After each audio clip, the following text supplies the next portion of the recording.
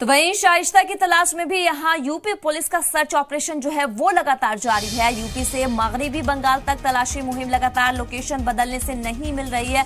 Police को कहीं ना कहीं जो है वो मुश्किल का सामना करना पड़ रहा है, क्योंकि बार बार जो है शाइस्ता की तरफ से लोकेशन बदला जा रहा है, जिसमें कि पुलिस को कामयाबी नहीं मिल रही है।